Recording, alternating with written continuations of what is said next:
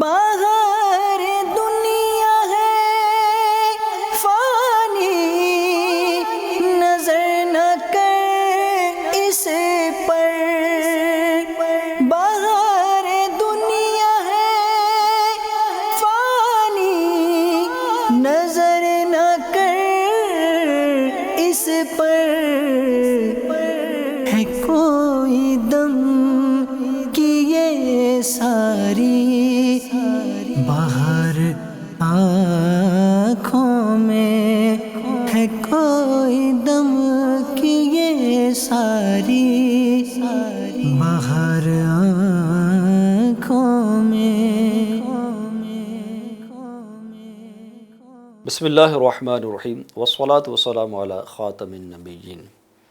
پیارے ناظرین، آج پھر آپ کو حالات کا آئینہ سلسلے میں ویلکم، مبارک، خوش آمدید۔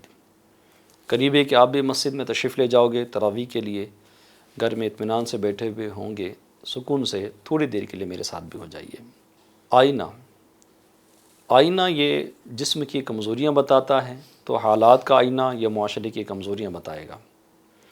جسم کی کمزوریاں، داغ دبے دیکھ کر ہم اس کو درست کرنے کی کوشش کرتے ہیں۔ حالات کا آئینہ سننے کے بعد انشاءاللہ معاشرے کی جو خرابیاں ہیں، داغ دبے، اس کو بھی ہم صحیح کرنے کی کوشش کریں گے۔ آج موضوع لائے ہم نے صفائی ستھرائی۔ صفائی ستھرائی، ہمارا پیارا دین اسلام ہمیں پاکیزگی کا درس دیتا ہے اور صفائی کا خاص خیال رکھنے کی تعلیم دیتا ہے۔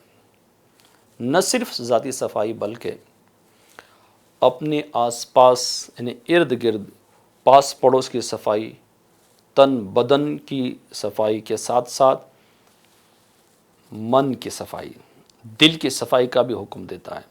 صفائی کو اسلام نے نصف ایمان کہا، آدھا ایمان کہا، اور صفائی والوں کو اللہ تعالیٰ پسند فرماتا ہے۔ ہم آج جس صفائی کا ذکر کریں گے وہ ہے اپنے آس پاس کی صفائی، اپنے ارد گرد کی صفائی۔ آس پاس کا ماحول صاف ستھرا ہونا انسان کے کردار اور اس کے سوچ کی پاکیزگی کا پتہ دیتا ہے۔ جو صفائی پسند ہے وہ اپنے آس پاس صفائی ستھرائی کو بھی سختی سے نافذ کرتا ہے۔ سختی سے مراد یہاں محبت ہی ہے، لیکن شدت کے ساتھ اس کے اندر ہوتا ہے کہ صفائی ستھرائی کا ماحول میں رکھوں۔ اللہ کرے کہ ہم صاف ستھرے رکھنے والے بنیں، اپنے آپ کو صاف ستھرا رکھنے والے بنیں، اپنے معاشرے کو بھی صاف ستھرا کرنے والے بنیں۔ اگر ہم آپ مل کر اس بات کو دیکھیں گے کہ جس دین نے صفائی ستھرائی کو آدھا ایمان کہا اور ہمارا پیارا رب صفائی ستھرائی کو پسند فرماتا ہے، اس دین کے ماننے والوں کا انداز زندگی اور ان کی صفائی ستھرائی میں حساسیت کتنی ہے، یہ دیکھیں تو افسوس کیے بغیر تو نہیں رہیں گے۔ چاہے ہم اپنے گھر کے اندر دیکھ لیں، بیڈ روم میں دیکھ لیں، کچن میں دیکھ لیں، یا پھر اگر سوسائٹی میں رہ رہے ہیں، ایک بڑی بلڈنگ میں رہ رہے ہیں تو بلڈنگ کے زینوں پر دیکھ لیں، لفٹ میں دیکھ لیں، پارکنگ ایریا میں دیکھ لیں، بنگلوں میں رہنے تو ٹیرس کا حالات دیکھ لیے کیا ہے، پارکنگ کے حالات دیکھ لیں کیا ہے، اور اگر ایک محلہ ہے وہاں تو محلے کے حالات ہم دیکھ لیں کیا ہے، اور اگر نارمل گھروں میں رہ رہے ہیں تو جو گلی قسم کے محلے ہوتے ہیں یا گلیاں ہوتی ہیں، ایک بڑی گیدرنگ ہوتی ہیں، وہاں پر حالات کیا ہے، یہ میرے بتانے سے نہیں، آپ نے بھی دیکھا ہوگا، دیکھ کر سن کر افسوس تو ضرور ہوا ہوگا۔ آج کل بدقسمتی سے سماج میں صفائی کی ایسی کمی ہے، جس گلی میں جاؤ اکثر آپ کو کوڑا کرکٹ نظر آئے گا، نالیاں اوپر سے بہتی ہوئی نظر آ رہی ہوگی، بدبو آ رہی ہوگی۔ کچھ لوگ اپنے گھر کے کچرے کو روڈ پر ڈالتے ہوئے نظر آ رہے ہوں گے۔ گھر کا کچرا روڈ پر، روڈ کا کچرا بالکل پھیل کر بدبو پھیلا رہا ہوگا، جراثیم ہو رہے ہوں گے، اس کی بیماریاں پھیل رہی ہوگی، بہت سارے نقصانات ہو رہے ہوں گے۔ یہ وہی لوگ ہیں جن کا دین اسلام پاکیزگی کا درس دیتا ہے۔ ان کے محلوں کی بات کر رہا ہوں، بڑی افسوس کی بات ہے۔ اور پھر دیکھیں کہ اس سے نجاست سے گندگیاں نکلتی ہے، اسمیل نکلتی ہے، بدبو آتی ہے. ان کو بات کر رہا ہوں میں جو اس طرح کی زندگی جی رہے. بھائی ہم کو اگر بدبو نہیں آ رہی تو کیا اس کا مطلب ہے کہ بدبو نہیں آ رہی ہے؟ ایسا نہیں ہے. اس بدبو سے اہل محلہ کی ناک اٹ گئی ہے، مگر کوئی نیا وہاں سے گزرے گا تو وہ ناک پر ہاتھ رکھ لے گا، بدبو اس کو آئے گی، صحیح نہیں جائے گی. ایسے ماحول میں جو بچہ پرورش پا رہا ہو، کیسا اس کا ذہن کیسا بنے گا؟ کیا وہ صفائی ستھرائی کو لائک کرنے والا بنے گا؟ پھر یہی لوگ جب یعنی بچے بڑے ہوتے ہیں، پڑھائی سے فارغ ہوتے ہیں، چاہے دینی تعلیم ہو چاہے دنیاوی تعلیم ہو، اس کے اندر پھر وہ صفائی ستھرائی نہیں ہوتی ہے. ادارے میں جاتے ہیں، اگر مثال کے طور پر ہاسٹلز میں ہیں تو ہاسٹل میں بھی اس معاشرے سے پڑھنے والا، ایسے ماحول سے آنے والا بچہ جب ہاسٹل میں آتا ہے تو کچرا یہاں ہوتا ہے تو ڈسٹ بن وہاں خالی پڑی ہوئی ہوتی ہے، ڈسٹ بن کے ارد گرد کچرا پڑا ہوا ہوتا ہے، بستر اٹے ہوئے ہوتے ہیں، تو وہ تکیے ایسے ہی ہوتے ہیں، بڑا خراب ماحول ہوتا ہے. ایک ملک کی بات کروں، بڑا اچھا لگا تھا.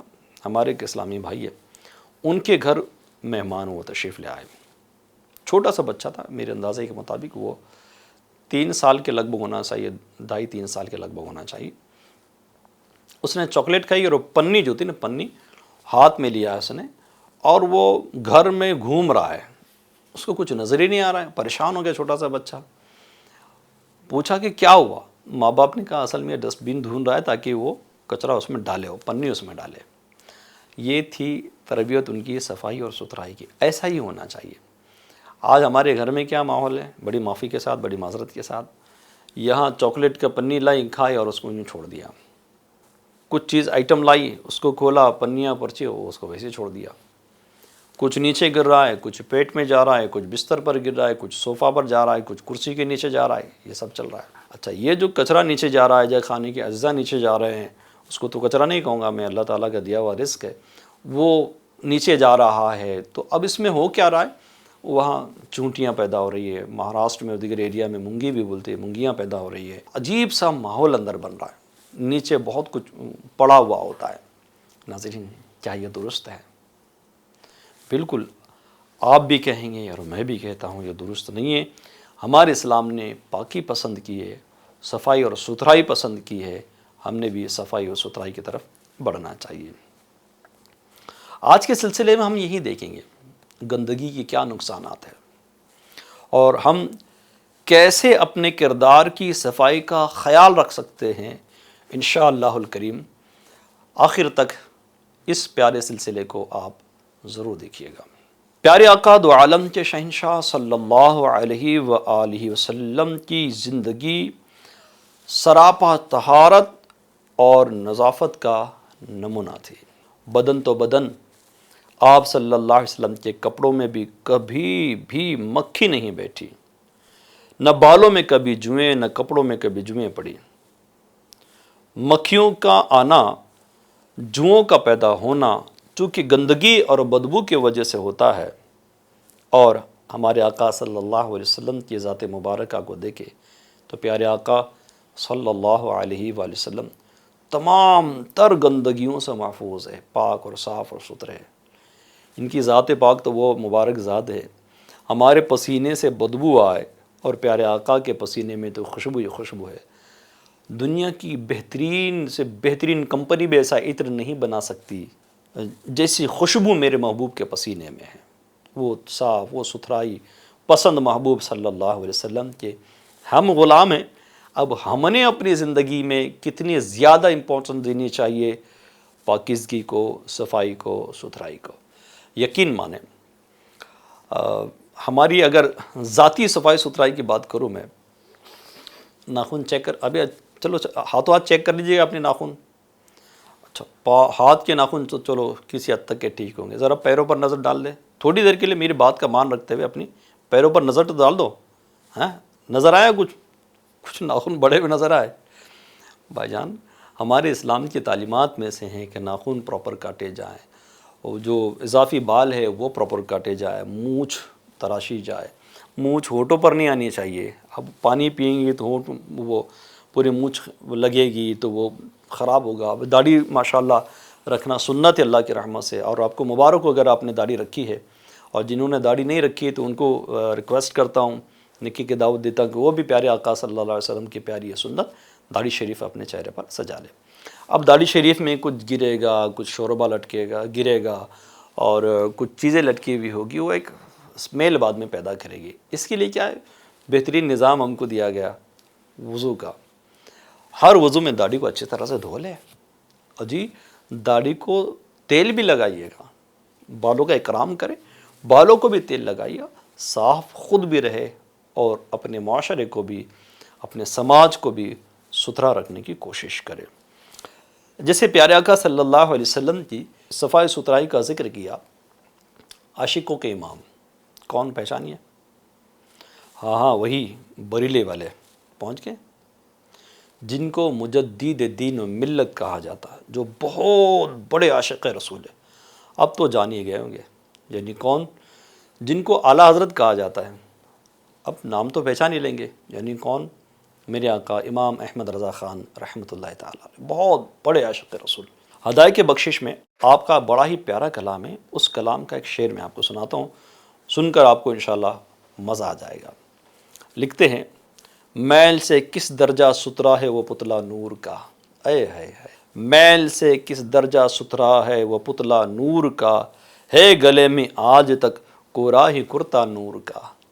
سبحان اللہ، پیارے آقا صلی اللہ علیہ وسلم کی کیا شان ہے۔ آپ کی ایک بہت پیاری حدیث ہے، اس حدیث پاک کا ایک ٹکڑا میں بیان کرتا ہوں۔ متعدد احادیث مبارکہ میں صفائی کی اہمیت کو بیان کیا گیا ہے۔ حضور نبی رحمت شہنشاہ نبوت صلی اللہ علیہ وآلہ وسلم نے فرمایا، اللہ تعالیٰ پاک ہے، پاکی پسند فرماتا ہے، ستھرا ہے، ستھراپن پسند فرماتا ہے، لہذا تم اپنے صحن صاف رکھو۔ یہ اس حدیث کا ایک ٹکڑا میں نے بیان کیا۔ کتنی اعلیٰ تعلیم ہمارے پیارے آقا صلی اللہ علیہ وسلم ہمیں دے رہے ہیں۔ یقین مانیں، قرآن کا فرمان بالکل حق ہے۔ آقا کریم صلی اللہ علیہ وسلم کی ساری زندگی ہمارے لیے نمونہ حیات ہے۔ جی ہاں، ہمارے لیے نمونہ حیات ہے۔ آپ صلی اللہ علیہ وسلم کا لائف سٹائل اگر پڑھ لیں گے، میں ریکویسٹ کروں گا ہماری مجلس سے بھی کہ کتاب کا نام ہے سیرت مصطفیٰ۔ یہ دیکھیں، یہ اسکرین پر ممکن ہے کہ آپ کو نظر آ رہی ہو۔ یہ کتاب آپ ضرور پڑھیے گا، پیارے آقا صلی اللہ علیہ وسلم کی زندگی کیسے گزری، کچھ واقعات اس کے اندر موجود ہے۔ سیرت کی بڑی بہترین یہ کتاب ہے، اس کو ضرور حاصل کیجیے گا۔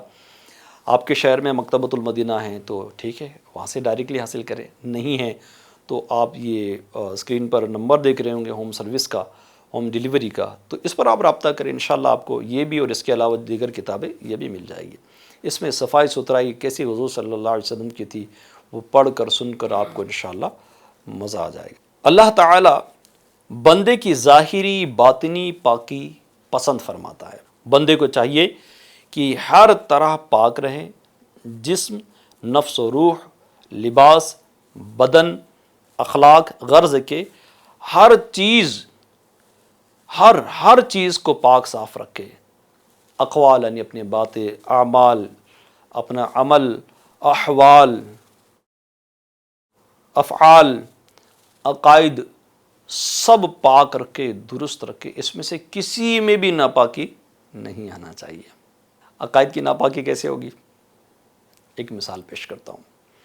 جیسے ہمارے بزرگوں نے کہا، صحابہ سے لے کر اب تک کے جو ہماری عقیدہ ہے پیارے نبی صلی اللہ علیہ وسلم کے تعلق سے، کہ جس کو اعلیٰ حضرت نے یوں بتایا کہ میں تو مالک ہی کہوں گا کہ ہو مالک کے حبیب، یعنی محبوب و محب میں نہیں میرا تیرا، یعنی اللہ تعالیٰ نے اپنے محبوب کو اختیارات دیے۔ یہ ہمارا عقیدہ ہے کہ اللہ تعالیٰ نے اپنے محبوب صلی اللہ علیہ وسلم کو قاسم نعمت بنایا، قاسم جنت بنایا، یہ ہمارا عقیدہ ہے۔ حضور صلی اللہ علیہ وسلم کو علم غیب عطا کیا، یہ ہمارا عقیدہ ہے۔ اب یہ پاک عقائد ہو گئے۔ اب عقائد میں ناپاکی کیسے آئیں گی؟ اگر کوئی کہے کہ نبی کو علم غیب نہیں ہے تو یہ ناپاکی آ گئی۔ اگر کوئی کہے کہ نبی صلی اللہ علیہ وسلم کو معاذ اللہ پیٹھ کے پیچھے کا علم نہیں ہے، دیوار کے پیچھے کا علم نہیں ہے، تو عقائد میں یہ ناپاکی آئے گی۔ تو اپنی عقائد کو بھی پاک کرنا انتہائی ضروری ہے، اس لیے علماء اہل سنت کے قدموں میں رہا کرے، مفتیان اسلام سے مسائل کو پوچھا کرے۔ پھر عقیدے میں کیا ہے کہ ہمارا عقیدہ یہ بھی ہے کہ غوث پاک بھی مددگار ہے، غریب نواز بھی مددگار ہے، اعلیٰ حضرت بھی مددگار ہے، انبیاء و اولیاء مددگار ہے، یہ اللہ کی عطا سے ہماری مدد کرتے ہیں۔ دیکھیں ایک چیز تو صاف ستھری ہے کہ مددگار حقیقی اللہ تعالیٰ ہے، مددگار حقیقی اصل مدد کرنے والا اللہ پاک ہی ہے، مگر اللہ پاک کی رحمت سے اللہ پاک نے اپنے کرم سے انبیاء اولیاء کو مددگار بنایا ہے، یہ بھی مخلوق کی مدد کرتے ہیں۔ اب میرے پیارے اسلامی بھائیوں، جہاں ہم نے بدن صاف رکھنا ہے، کپڑے ستھرے رکھنے ہیں، اپنے ارد گرد کا ماحول صاف ستھرا رکھنا ہے، ویسے اپنے عقائد کو بھی صاف ستھرا رکھنے کی ضرورت ہے، عقائد کی پاکیزگی بھی ضروری ہے۔ اب کوئی کہتا ہوگا یار گھر اتنا بڑا ہے، کام میں بڑا بیزی رہتا ہوں، میں مشین صاف کروں کہ فریج صاف کروں کہ انرجی سیور صاف کروں کہ کچن صاف کروں کہ ہال صاف کروں کہ بیڈ صاف کروں کہ سیلنگ صاف کروں کہ فلور صاف کروں کہ فین کی طرف توجہ دوں یا اے سی کی طرف توجہ دوں، کہاں کہاں جاؤں، کیا کیا کروں، کہاں جاؤں؟ سیدھا سمپل ہے، مدینے جائیں۔ کیا کروں؟ مدینے کا تذکرہ کریں، اور مدینے کے تذکرے میں صفائی ستھرائی تو آ جائے گی، ہمت رکھے، سب ہو جائے گا۔ آپ کرنے کے لیے تیار ہیں نا، سب ہو جائے گا۔ کسی پر بھی غصہ اتارنے کی ضرورت نہیں ہے، کسی کو باتیں سنانے کی ضرورت نہیں ہے، میں ہی کام کروں، منہ بغیر پیارا منہ کی ایک بات کرنے کی ضرورت نہیں ہے۔ ایک ترتیب سے ایک سسٹم اگر آپ فالو کریں گے، سارے کام ایزیلی ہو سکتے ہیں۔ بعض کام ایسے ہیں جن کو آپ منتھلی پر لے کر آئے کہ ان کی منتھلی صفائی ستھرائی ہوگی، بعض کام ایسے جن کی ویکلی ہوگی، بعض کام ایسے ہوں گے 2-3 دن میں ہوگی، بعض کام ایسے ہوں گے جن کی ڈیلی ہوگی، اور بعض کام تو ایسے ہوگے کہ ہر گھنٹے 2 گھنٹے کے بعد آپ کو صاف رکھنا پڑے گا۔ اس کو تقسیم کر لے، جیسے فریج ہے، انرجی سیور ہے یا اے سی ہے وغیرہ، اس کی صفائی ستھرائی مہینے میں ایک بار کر لے، کوئی مسئلہ نہیں ہے۔ اسی طرح سے اگر آپ دیگر کام کو دیکھ لیں گے جو ہفتے میں ایک بار کرنے سے چل جائے گا، جیسے صوفے کے نیچے سے کچھ کچرا نکال لیا، پلنگ کے نیچے سے کچھ کچرا نکال لیا، کبٹ کے پاس ارد گرد کے اندر سے کچھ کچرا نکال لیا، یہ ہفتے میں ایک بار یہ کیا جا سکتا ہے، کوئی ایشو نہیں ہے۔ اسی طرح سے اب جھاڑو پوچھا تو روز لگانا ہے، یہ اسلامی بہنوں کے لیے کہہ رہا ہوں، جھاڑو پوچھا تو روز لگانا ہے، وہ تو روز ہی کرنا پڑے گا۔ اور جس گھر میں بچے ہیں اس گھر میں اب بچے ہی ہوتے ہیں، اب بچوں کو ڈانٹ ڈپٹ کر کے چلا کر فائدہ نہیں، ان کو سلیقہ سکھائیں گے، طریقہ سکھائیں گے تو بچے ہی ہوگے۔ اچھا، جو بچے ادھر ادھر کچرا کر رہے ہیں نا، یہ ہماری اپنی تربیت ہے، معاف کیجیے گا۔ اگر ہم اپنے بچوں کی صحیح تربیت کرتے نا، بچپنے سے ڈسٹ بین پراپر رکھتے، بچے کی انگل پکڑ کر وہاں کچرا ڈالنے کی بچے کو ترغیب دلاتے، ان کی پریکٹس کرواتے، تو بچہ ویسا ہی کرتا۔ اب جو کچھ بھی ہے اپنی ہاتھوں کے کرتوت، بچہ ادھر ادھر جو کر رہا ہے وہ ہماری اپنی وجہ سے کر رہا ہے، تو مہربانی کر کے چلا پکار کر کے کوئی حاصل نہیں ہے، خالی خالی کے لڑائی جھگڑوں کے معاملات ہو جائیں گے۔ بچہ گھر میں ہے، ٹھیک ہے، کوئی مسئلہ نہیں ہے، ہر 2 گھنٹے کے بعد صفائی کا اہتمام کر لیں۔ اس طرح سے آپ اپنے شیڈول بناؤں گے نا اسلامی بہنوں، انشاءاللہ گھر کا کام بھی ایزی ہو جائے گا۔ اسی طرح سے آفس کا بھی معاملہ ہے، آفس کا ٹیبل صاف ہونا چاہیے، کار اپنی پراپر صاف ہونا چاہیے، کار واش کرنے کا سسٹم بھی ہو چاہے۔ اب بعض بلڈنگ میں رہنے والے لوگ ہیں، ابھی کچھ لوگ تو ایسے بھی آئے کہ بھائی 2 پیسے لے کر ڈیلی کار واش کر دیں گے، کپڑا مار دیں گے، آپ کو ٹائم نہیں تو اس کے ذریعے ہونا چاہیے۔ کار کے اندر کی صفائی ضروری ہے، تو صفائی کا دائرہ اگر دیکھیں گے تو ایک بہت بڑا ہے، اور یہ سسٹم فالو کریں گے، ایک نظام بنائیں گے تو انشاءاللہ اتنا زیادہ پرابلم بھی نہیں ہوگا، اتنی زیادہ محنت بھی نہیں ہوگی، اتنی زیادہ پریشانی بھی نہیں ہوگی، اور انشاءاللہ صفائی ستھرائی کی طرف ہم لوگ آگے بڑھتے ہوئے نظر آئیں گے انشاءاللہ الکریم۔ جہاں آپ نے گھر صاف رکھنا ہے نا، گھر کے جسٹ باہر والی جو آنگن ہیں، دہلیز کے پاس والا جو ایریا ہے، اگر اپارٹمنٹ میں رہتے ہیں، سوسائٹی میں رہتے ہیں، بلڈنگ میں رہتے ہیں، تو جو لفٹ کے سامنے والا اسپیس ہے وہ صرف خادم صاف کرے ایسا نہیں ہے، اگر اپنے سے نکلتا ہے تو ہاتھوں ہاتھ ترکیب بھی بنا دے، کچرا اپنے گھر کے سامنے رہے گا یا پڑوس کے گھر کے سامنے رہے گا، تکلیف تو آخر کیا ہمیں ہی ہونی ہے، تو کچرا اگر آیا تو اٹھا کر ڈال دے۔ اب وہ بلڈنگ میں جاتے جاتے ابھی جو گٹکے کھانے والے لوگ ہیں، پان کھانے والے لوگ، اللہ ان کو توفیق دے دے، بڑا برا حال کرتے ہیں، واش روم کا بھی برا حال کرتے ہیں، تو وہ جو زینے ہوتے ہیں اس کا بھی برا حال کرتے ہیں، کونے میں پچکاریاں مارتے رہتے ہیں پان کھا کر، یا بڑا گندہ لگتا ہے یہ، ایسا نہیں کرے، بلکہ وہ صفائی ستھرائی کو اہمیت دے۔ بلڈنگ والے جو اپارٹمنٹ والے ان سے کہوں کہ اگر اس طرح کا کچھ ہے تو ہم نظام اس طرح سے بنا لینا، اتنا خوبصورت وہ بنا دے کہ کسی کو تھوکنے کے لیے شرم آ جائے۔ پھر بھی اگر کوئی اتنا ہی بے شرم ہے وہ تھوک دے تو اس کو اپنے گھر میں دعوت کر دے اور کہے کہ بھیا بڑی محنت سے کیا ہے، اگر تھوکنا ہے تو تمہارے لیے کچھ اور انتظام کر دیتے، وہ یعنی انداز طنز والا نہیں ہو بلکہ مسکرا کر سمجھانے والا ہو، ارے بھائی یار اتنا خوبصورت ہے یا مت تھوکو، اس طرح کا کوئی نظام بنا لے تو انشاءاللہ فائدہ ہوگا۔ اسی طرح سے دکان کا بھی عرض کر دیا، جہاں جاب کرتے ہیں وہاں کا بھی عرض کر دیا، اپنے گھر کا بھی عرض کر دیا، اور ایک بہت اہم کام ہے، اب جہاں جائیں گے نا اب تراویح پڑھنے کے لیے، کون سا گھر؟ اللہ کا گھر، مسجد، اس کی صفائی ستھرائی بھی ہمارے ذمہ ہے، خادم کے ذمہ نہیں ہے، صرف خادم کے ذمہ نہیں، ہمارے ذمہ ہے، وہاں کے صفائی ستھرائی بھی کا بھی خیال رکھیے گا۔ امیر علیہ سنت نے ایک بہت اچھی ترغیب دلائی، پولیتھین آتی ہے ایک پلاسٹک کی چھوٹی سی تھیلی آتی ہے، وہ اپنی جیب میں رکھا کرے، اور جب صف میں بیٹھیں تو وہ کچھ اگر کچرا وغیرہ نظر آ گیا یا بال وغیرہ نظر آیا تو اٹھا کر اس میں ڈال کر اس کو پیک کرنے والی دبا دو تو پیک ہو جاتی ہے، وہ چھوٹی سی پنی کے اندر ڈال کر پیک کر جیب میں رکھا کرے، تاکہ مسجد کی صفائی کا بھی ثواب آپ کو ملے گا اور اس کا ثواب بھی بہت ہے۔ مسجد کی دریاں کھینچنا نہیں چاہیے، مسجد کے جہاں دو دریاں ملتی ہے اس کے اندر اگر کچھ کچرا ہے تو یار اپنا گھر رہتا تو ہم صاف کر لیتے، تو یہ اللہ کا گھر ہے ہم کیوں صاف نہیں کریں، وہاں سے اس کو اٹھا لے۔ مسجد کو آلودہ ہونے سے بچائے، جیسے کچھ مسجد ایسی ہوگی کہ استنجا خانے بالکل مسجد کے بالکل قریب ہوں گے، اب استنجا خانوں کو ایسی صورت میں صاف ستھرا رکھنا بہت ضروری ہے، یہ امام کا کام نہیں ہے بھائی جان، امام کا کام تو نماز پڑھانا ہے، ہم ان کے پیچھے پڑھیں گے نماز، ان کی صفائی ستھرائی تو اہل محلہ کا کام ہے۔ اب وہاں بہت زیادہ ضروری بن جاتا ہے، جس مسجد میں استنجا خانے حرم کے یا مسجد میں جہاں نماز پڑھی جاتی ہے اس کے بالکل قریب ہے، وہاں سے بیڈ اسمیل آ رہی ہوتی، گندی بدبو آ رہی ہوتی، اب یہ وہاں کے لیے کچھ اہتمام کرے، کچھ بدبو مارنے والے کیمیکلز ہوتے ہیں وہ لائیں، یا کچھ ایسی چیزیں لائیں، یا خادم کو 2 مرتبہ صفائی کا اہتمام کر رہا ہے تو 4 مرتبہ کہ 2 روپے بڑھا کر اس کو دے دے، جو یہاں وہاں کام کر رہا ہے تو یہاں کریں۔ ایئرپورٹ پر کیسے وہ لے کر کھڑا ہی ہوتا ہے وہ صفائی والا، کہ کوئی واش روم سے فارغ ہوا تو فوراً وہ صاف کر کے ہی کر لے، اس طرح کا ہماری مساجد میں نظام ہونا چاہیے، پراپر ٹوٹی ہونا چاہیے، نل ٹپکتے ہوئے نہیں ہونا چاہیے، گندگی نہیں ہونی چاہیے، بندہ پاک ہونے کے لیے جاتا ہے وہاں ناپاک ہو جائے گا، تو یہ ایک بہت بڑا یعنی بہت بڑا موضوع ہے صفائی ستھرائی کا، اللہ کرے کہ میں سمجھانے میں کامیاب ہو جاؤں۔ اسی طرح سے مدارس ہے، آپ اسکول ہے تو ہاسٹل سے ہے تو جہاں آپ رہتے ہیں وہاں صفائی ہونا چاہیے، جہاں آپ ہے وہاں ستھرائی ہونا چاہیے، یہ آج کا اس بیان کا اہم ترین پوائنٹ تھا۔ تو آج انشاءاللہ ہم لوگ کوشش کریں گے کہ ہم اس طرح سے صفائی ستھرائی کی طرف دھیان بھی دیں۔ اب صفائی میں کوتاہی، اس پر انشاءاللہ الکریم کچھ کلام کرتے ہوں۔ بعض گھروں کے دسترخوان ایسے ہوتے ہیں کہ جب انہیں بچھانے کے لیے کھولا جاتا ہے تو ان کی بدبو بتا دیتی ہے کہ جناب دسترخوان کو تو اتنے ہفتوں سے غسل ہی نہیں دیا گیا۔ ہاں ہنسنا تو آ رہا ہوگا لیکن سچائی ہے، وہ بدبو آ رہی ہوگی، یہ مناسب نہیں اس پر کھانا کھانا ہے، بعض دفعہ چھوٹے چھوٹے بچے اس پر روٹیاں رکھ دیتے ہیں، اگر بیکٹیریا اس میں ہوں، جراثیم ہوں، بیماری کا معاملہ ہو جائے گا۔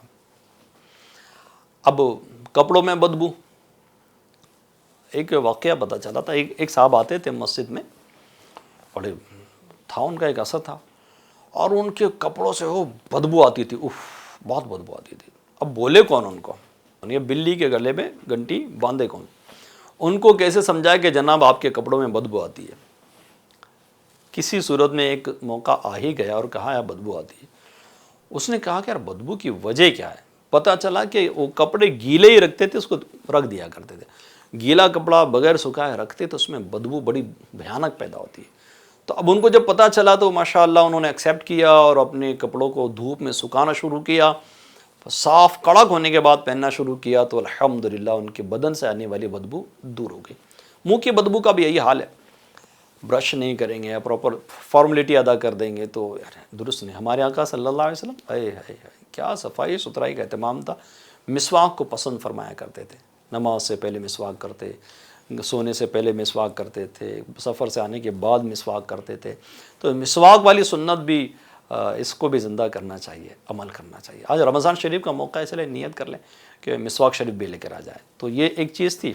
پھر فرمایا، لکھا ہے کہ بعضوں کے پاس ایک ہی رومال ہوتا ہے، یہ بھی بڑی کمال کی بات اس میں لکھی ہے، ایک ہی رومال ہوتا ہے جناب، سب کام اسی رومال نے کرنے ہیں، وضو کا پانی بھی اسی رومال نے صاف کرنا ہے، ناک بھی اسی رومال نے خدمت کرنی ہے، اسی رومال کے ذمے کان کی صفائی بھی ہے، اسی رومال کے ذمے سب کچھ ہے۔ بیچارے اس رومال کا کیا قصور ہے بھائی، بخش دو اس کو۔ اور اس پر آفت مصیبت اس رومال پر یہ ہے کہ 2-4 دن سے پہلے اس کو غسل نصیب نہیں ہوتا ہے یا چینج نہیں ہوتا ہے۔ کیا یعنی عجیب معاملہ ہے۔ تو کوشش کرے کہ رومال بھی ڈیلی چینج ہو اور دھویا جائے۔ اب اسی طرح سے بعض لوگوں کے جوتے ایسے ہوتے ہیں جو واش کیے جا سکتے ہیں، لیکن کئی ہفتے ہو جاتے، توفیق نہیں ملتی کہ اس کو واش کیا جائے۔ چلو بعض کے لیدر وغیرہ کے ہوتے ہوں گے، لیکن جن کے دھوئے جا سکتے ہیں یا لیدر کی بھی چیز ہے تو اس کو صاف ستھرا کیا جا سکتا ہے، اس پر بھی دھیان نہیں دیا جاتا۔ اور آپ کو تو بڑا محسوس ہوا ہوگا کہ جب اس طرح کے شوز پہننے والے جب اپنا پاؤں نکالتے ہیں نا، وہ بدبو سے خطرناک بدبو آتی، اس کو نہیں آتی، وہی بدبو لے کر مسجد میں آ رہا ہوتا۔ کتنی بری بات ہے۔ اب کھانے کے ٹیبل پر بیٹھا اس نے پاؤں نکال دیا تو سارے کھانے کا مزہ ہی کرکرا۔ اس کے لیے پاؤں کو بھی بار بار دھونا چاہیے، ساکس بھی بار بار دھونے چاہیے، اور ایسے شوز استعمال کریں جس کے اندر سے بدبو نہ آئے۔ اس کے بعد ہے بستر صاف ستھرا ہونے کے ساتھ ساتھ اسے بدبو سے بچانا بھی ضروری ہے۔ اب ہوتا یہ کہ چھوٹے چھوٹے اگر بچے ہوتے ہیں نا تو وہاں یہ پرابلم زیادہ ہوتی ہے، اور بیچارے کر دیتے پیشاب وغیرہ۔ بعض بچے نا 4-4 5-5 سال کے ہونے تک کے یہ بیچاروں کے ساتھ مسئلہ رہتا ہے، پیشاب کرتے ہیں۔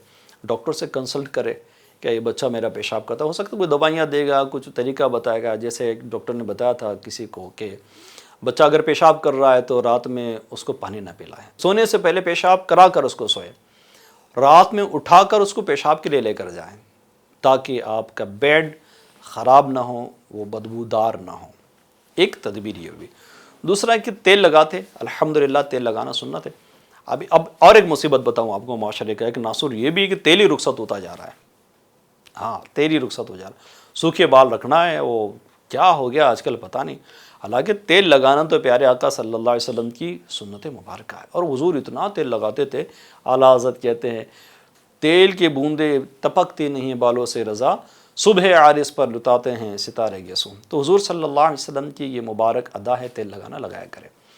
لیکن رات میں جب سوتے ہیں ہم لوگ تو تکیے پر بار بار ہم سر رکھتے ہیں تو تیل کا اثر تکیے کے کپڑے میں آ جاتا ہے، تو کور کے بغیر تو تکیہ استعمال کرنا کم ہی سمجھ میں آتا ہے۔ کور لگائیں ڈیلی، یا 2 دن میں یا 3 دن میں جیسی کیفیت، تکیہ کے کور چینج بھی ہونا چاہیے، پراپر اس کو واش بھی کرنا چاہیے۔ اگر ویسا یوز کیا ہے تو تکیے میں سے وہ تیل کی بدبو آنی شروع ہو جاتی ہے، تو لہٰذا اپنے بستر کو بھی صاف رکھنا ضروری ہے۔ اچھا، بستر کی صفائی کا اثر دل پر بھی پڑتا ہے۔ اپنے ارد گرد میں اگر صفائی ستھرائی ہے تو یہ ماشاء اللہ تعالی ہمارے ظاہر اور ہمارے باطن کو پاک کرنے میں مددگار ثابت ہوتی ہے۔ اللہ پاک کرے کہ بات سمجھ میں آ جائے۔ اچھا، اور ایک چیز، ہینڈ واش کرنے کا بیسن جو ہوتا ہے وہ بھی چیخ کر کے پکار رہا ہوگا کہ بھائی ایف جین والوں تھوڑا میرا بھی ذکر کر دو کہ میں بھی مظلوم ہوں، مجھے ہفتے میں نہیں دھویا جاتا، مجھے 15 دن پر بھی میرے پر توجہ نہیں دی جاتی ہے۔ گھر میں تو چلو تھوڑا بہت ہو جاتا ہوگا، لیکن جو آفیسز سے ادھر ادھر ہے وہاں بڑا برا حال ہو جاتا ہے۔ تو واش بیسن جو ہمارے ہاتھ دھوتے ہیں وہاں پر بھی ہم نے اس کو بھی صاف ستھرا رکھنا چاہیے، ڈیلی اس پر صفائی ہونا چاہیے، وہ خوشبو کا کچھ اہتمام ہونا چاہیے۔ اچھا، گھر میں وہ مونچھیں پست کرو حکم ہے نا ہمارے لیے، بڑے بڑھانے کا تو حکم ہے ہی نہیں، مونچھیں پست کرنے کا حکم ہے ہمارے لیے۔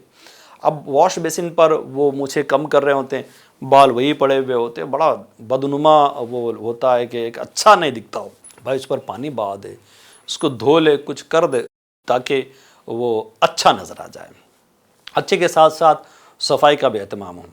اچھا، اور ایک بات بڑی پیاری لکھی ہے کہ گھر یا جیب کی کنگھی دھوئے ہوئے ایک عرصہ ہو چکا ہوتا ہے۔ اب تھوڑا سا آپ بھی غور کر لیں، آپ کے جیب میں جو کنگھی اگر ہے تو، اور گھر میں جو کنگھی ہے کتنے مہینے ہو گئے اس کو دھو کر ہے، جب سے لائے تھے آج تک شاید اس کو بیچارے کو موقع نہیں ملا ہوگا کہ وہ بھی پانی سے نہا لے۔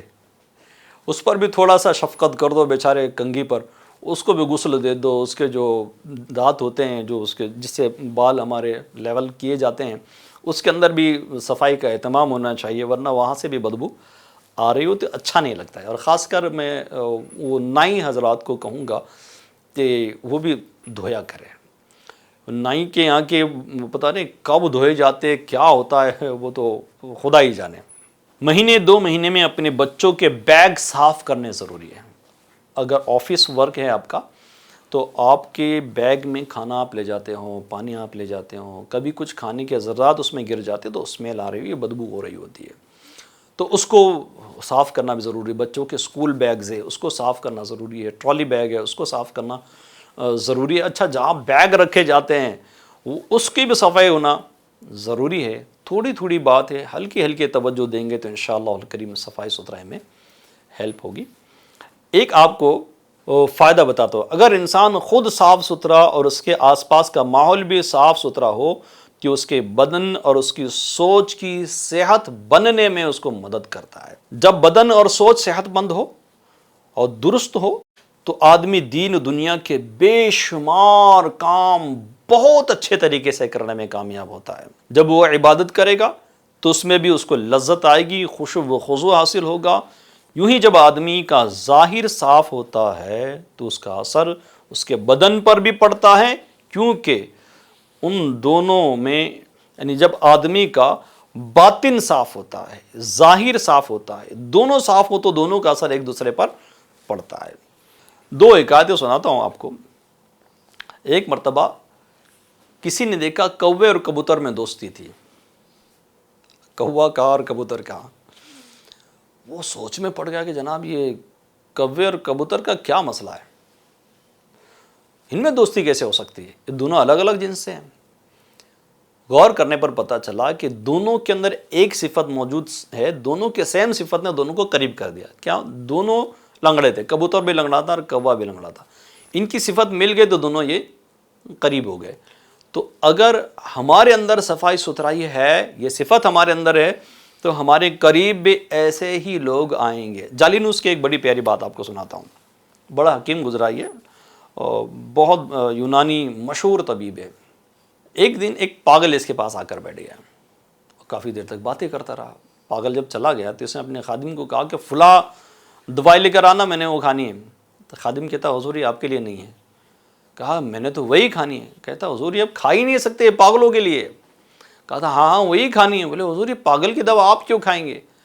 کہا کہ وہ پاگل میرے پاس آ کر کیوں بیٹھ گیا تھا, ہو نہ ہو میرے اندر پاگل پن کی کچھ علامتیں ہوں, اسی لیے تو میرے قریب آ گیا ہو.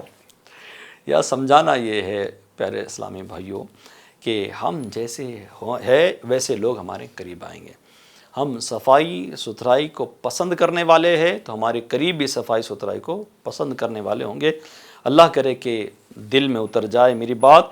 پیارے نگران کی ایک پیاری بات میں آپ کو سنا دیتا ہوں. ہماری دعوت اسلامی کے ہیڈ ہے, بڑے پیارے اور بڑے کمال کی شخصیت, اللہ تعالیٰ ان کو برکت دے. ان کا ایک فرمان یہاں لکھا ہے, فرماتے ہیں کہ صحت مند جسم کا مالک بہت بڑے سنگ میل طے کر سکتا ہے. صحت و تندرستی کے بہت سارے اسباب ہیں, ان میں صفائی ستھرائی کو بہت زیادہ اہمیت دی گئی ہے. اگر آپ صاف ستھرے رہتے ہیں تو آپ صحت مند رہیں گے. روزمرہ کا آپ کا یہ معمول انشاءاللہ آپ کو ترقی کے زینے طے کرائے گا. یاد رکھے صفائی سلیقہ مند ہے, صفائی ایمان کی تازگی ہے, صفائی ذہن کو اچھا کرتی ہے, جان کو پر نور کرتی ہے. اپنے ارد گرد آس پاس کے ماحول کو صاف ستھرا رکھنے کا آج پکا ارادہ کر لیجیے گا. اسی صفائی ستھرائی کا موضوع آپ کلوز ہوتا ہے. اپنا خیال رکھیے گا, روزے ضرور رکھیے گا اور روزوں کے مسائل بھی سیکھیے گا. تراویح مسجد میں جا کر ادا کیجیے گا. دعا میں یاد رکھیں. باہر دنیا ہے فانی, نظر نہ کر اس پر. باہر دنیا ہے فانی, نظر نہ کر اس پر. ہے کوئی دم کی یہ ساری باہر آنکھوں میں, ہے کوئی دم کی یہ ساری बाहर